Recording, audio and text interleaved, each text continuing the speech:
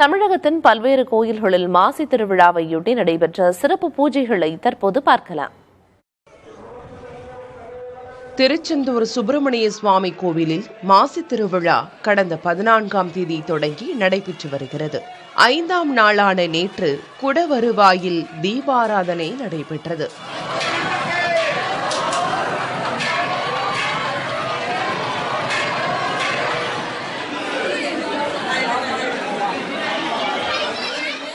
முன்னதாக சுவாமி குமரவிடங்க பெருமான், தெய்வானை அம்பாள் தனித்தனி தங்கமயில் வாகனத்தில் எழுந்தருளினர்.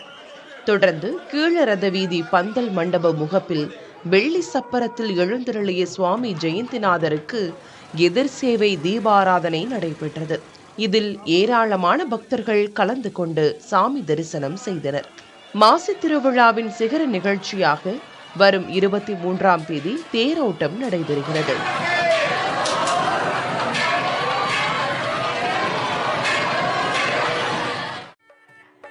வேதாரண்யேஸ்வரர் கோவிலில் மாசிமக உற்சவத்தையொட்டி சந்திரசேகர சுவாமி வெள்ளி ரிஷப வாகன சப்பரத்தில் எழுந்தருளினார்.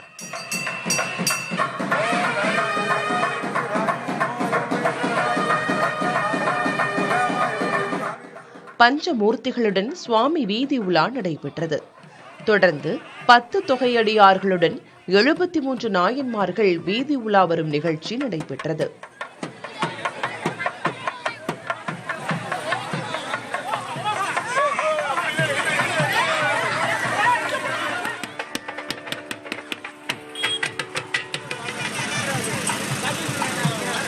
நீலகிரி மாவட்டம் பொக்காபுரம் மாரியம்மன் கோவில் திருவிழா வெகு சிறப்பாக நடைபெற்றது. இதையொட்டி நேற்றிரவு பக்தர்கள் கரகம் எடுத்து கோவிலை சுற்றி வரும் நிகழ்ச்சி நடந்தது. இதில் 300க்கும் மேற்பட்ட பக்தர்கள் தலையில் கரகம் ஏந்தி கோவிலை வலம் வந்தனர்.